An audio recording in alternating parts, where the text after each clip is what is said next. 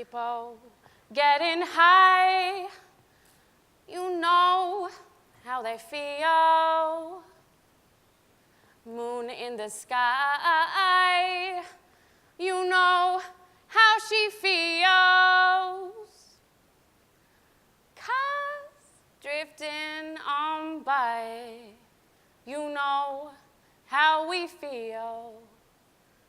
It's a Saturday on a winter night here in Sydney, and we're feeling good. Denim, denim, denim, da-da-da-dum, da-dum, da-dum. No, I'm not going to burst into a Bollywood song. That was just a test. Those clicks were just a test to see if you all have it in you to participate. Because it's all about audience participation for the next 12 minutes, whether you like it or not. We are now a family, and I want anyone on this wing or that wing to come to these wings, because we all need to be closer together, because there's going to be an exercise and you need to be close, and nice and close like sardines. So, my name's Sukhjit, and there's this thing that we do in spoken word. So spoken word poetry, slam poetry, whatever you want to call it. When you go to a spoken word night, put your hand up if you've never been to a spoken word night. You've never heard spoken word on YouTube or a little bit of people, that's cool. Well, it's all about the audience. It doesn't matter what I've got to say, it's whether you like it or not. So it's about you clicking when you feel something, when you feel a line, when you feel a thought, and I want you to click. Let's hear your clicks so we know, because people get really shy. Because normally when you go to a theatre, you have to sit there and be quiet. But tonight is not about being quiet. It's about using your body to emote. And that's what I like to do. A lot of people around the world, they don't have a voice. And I feel that I'm lucky, I'm privileged to live in this country and be able to share that voice and stand here today and share what I've got to say. That rhymed. MC Trey. Where's MC Trey? MC Trey. Where's Abdul? Abdul's gone? Abdul, mad respect, brother. Air high five. MC Trey, those were like crazy, crazy beats. I loved it. Okay, so, everyone knows how to click. They're going to click for me, right? You're going to click for me. I'm going to do 2 poems today, and I hope you like them. Now, put your hand up if you grew up in Australia and you've got an exotic name. So every time the teacher would pause and just stare at that, even in uni, you're good. Yep, we've got some hands. We've got some ethnic sisters and brothers. I hate the word ethnic, I just used it, ew. So, you had that name and everyone would pause, and I feel like in Australia we ignore that. We kind of, like in America, everyone's like pretty, like if they're racist, they're in your face racist. In Australia, we're like the elephant in the room. We don't want to acknowledge the fact that it's there. So, I made a vow to myself, because I was called many things in my life. I was called sucker shit. I do not want to suck shit. No, I don't. That's not my name. My name is very special to me. So instead of I shortened my name for a while. Everyone called me Suki, and I loved it. But then I didn't love it. I moved to Melbourne a year ago, and then I was like, you know what? I'm going to make an effort to repeat it 3 times and clap it out like a syllable and make everyone learn my name and also learn everyone else's name. So tonight we're going to do just that. We're going to break down that barrier of difference. We're going to learn how to say my fucking name. So when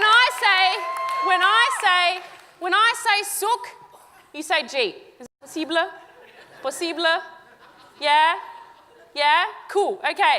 And I want you to use all your energy. Okay? It's really easy sitting there.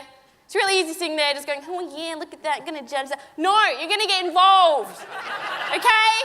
So, I don't want to be all vulnerable up here, sharing my heart and soul, and all you give me is just like a...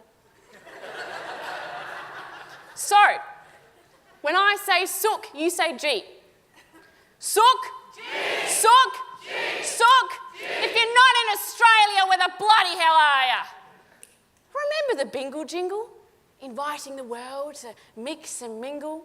Where a fair go was your welcome mat? Unless you're of caramel descent, then ain't nobody got time for that. You see, rocking up for my first job at Coles was like a scene on Border Patrol. Her plastic-tagged red Dorothy, glasses corded, she hawked, "Do you have a visa, honey?" Caught in a truck's light, I was a squirrel digging for my MasterCard. Caught at a job interview with a question off guard. She repeated again, this time slowly, so I could follow. "We don't want no illegal workers here in Australia, honey." Bravo. What makes you Australian? Is it a Southern Cross tattoo or wombat stew crumbled with a Dunkaroo? As if my Aussie passport is temporary or my birthplace a mistake. For all you Dorothys out there, allow me to firmly iterate, for those who've come across the seas, we've boundless plains to share. With courage let us all combine to advance Australia fair. Upon hearing these lines, do you think of a time when Australia has learnt to share and care and dare to wear its heart on its face, fully aware that most of us in this place are far from fair, but brown and black and slow to attack, but quick to embrace a warm Australia, a handmade Australia, not a shooing Australia. When idiots spit a sama at my brother, I'm confused as to why. On Australia Day, when the night sky spews bigot bile, I'm left traumatised. When a teen rips off my uncle's turban, I'm an enraged flame of pain and shame and sorrow. For tomorrow, when a hooning ute throws a rotten peach at my dad and screams, "Go home, you fucking terrorist!" I plead to you, where the bloody hell are we? My people, the Sikhs, yeah, we have an identity, just like you and him and her, like Prue and Jim and Fleur. You see this hair? It's long and preened and seen. It stands for me and my choices. You'll see that turban. It belongs here in suburban Melbourne to Perth. It says, "Hey mate, we're all equal on earth." And Dorothy, if it's really a competition, well, maybe I'm more Aussie than you. If Aussie means equality, because that turban, it's noble from start to end. It's worn to defend you and you and you and you and you and you and you and you and you and you. You can trust me, it says. Sikhs and turbans came in Australia in 1860 with camels and carts and courageous hearts, and look at the maxi taxi. We're still driving and steering this country. In offices, in hospitals, and even on stage. To advance Australia fair, page by page. So bring on the slurs and curs and scars and burrs. Take it for the team. Bring the racists into high beam. Let them spew their poison in my direction.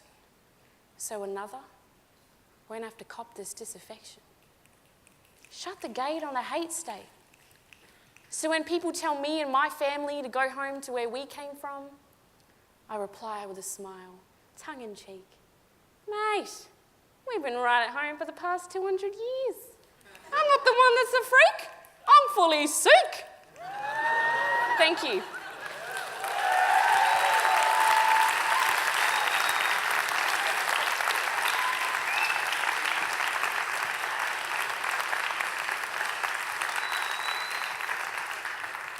There was a really amazing point that was so on point that Abdul talked about. And it was talking about, I want to be the one to share my story. And every single one of you here have the right to do so. But, unfortunately, sometimes our stories aren't shared, are very unheard of. And I'm passionate about the performing arts here in Australia, specifically theatre. And when I grew up, when I would read a play, when I would study a novel, when I would even turn on the telly, I didn't see myself on TV. I didn't see, where was I? Where was my story? Now you might be like, oh, that's so narcissistic. Stop thinking about yourself, hun. But no, Who else is going to think of me if I don't think of me? And sometimes it's really important to actually remember. Give yourself a hug right now. Bit of self-love, bit of mental health. Just going to plug that. Care about yourself. But also, we need to start being confronted by these things and talking about these things because no one else is going to do it for us. So, I apologise if I offended anyone today, but sorry, not sorry. So this next piece I'm going to do is inspired by, I went to this school and I was talking to these kids, and like a lot of the time, especially after Australia's Got Talent, people like put you on this pedestal and people like, oh my God, you're a role model.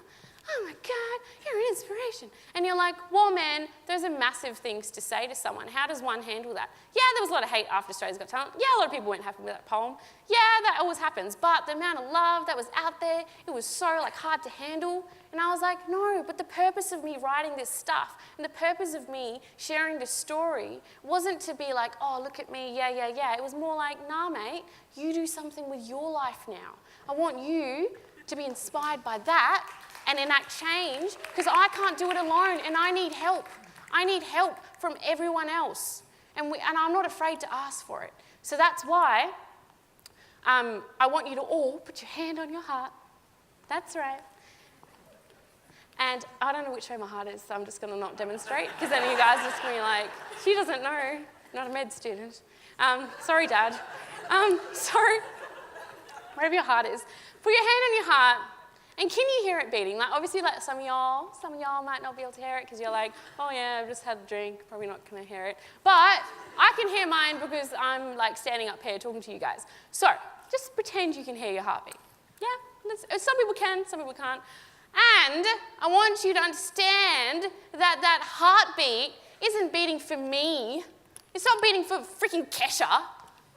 It's beating for you. So if you've been given a body that works with a brain in there, not like, was it the beautiful cartoonist that shared the brainless and then the heartless and then the heartless but with the brain, and that was such a great cartoon.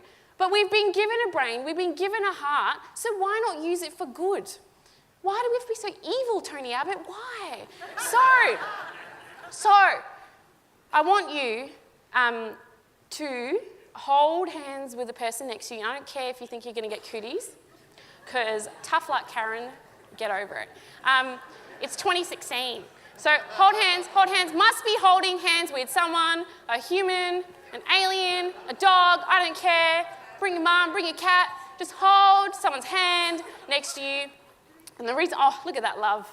That's like cross-cultural, cross-countries, that's a sea.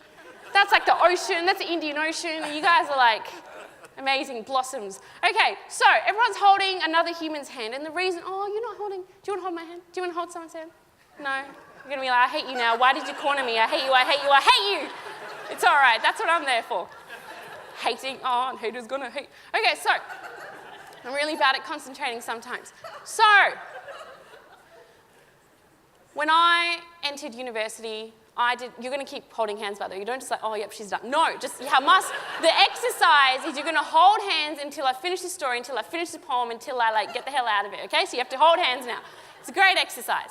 So, when I entered university, political science, international relations, and first year, I rock up with my like cool bag, and I rock up to school, uni, and then I was like, I'm going to work in the United Nations because I want to make change. And then I was like, I'm the only one with that dream in my school. But then I went out to like all these other people in that lecture theatre, and everyone said that. And I was like, oh, okay, we all want to do that. And there's a reason why, right? Because you're like, I really want to make change. How do I make change? Have to join an organisation, have to $1 million, have to be Angelina Jolie, have to adopt 1 million kids, and then I have made it. But I was like, I used to look up like job descriptions of United Nations, and I was like, the selection criteria went for like 40 pages, and I feel like I needed to like have 1 million years of experience, and I didn't have it. And I was like, what, like 20 or 19 or 18 or whatever? And I was like, but does that mean to make change I need to be 40? So should I like sit down like right now and then like wait till I'm 40 and then like be like, oh, okay, I can make change now? No, and that's a thing with young people. People go, oh yeah, you're 22, why aren't you raving? Oh, why are you doing that? There's like an ABC reporter once. I was like talking to her and I like said my poem and I was like really passionate. I was saying my speech about anti-discrimination and how in the arts is tokenism. We need to get over that. And she was like, why don't you just go have a party? Like, why don't you just... It's like we can't have these thoughts and we can't have the brains and we can't think about these things and actually want to make change. And I don't care if you think I'm idealistic.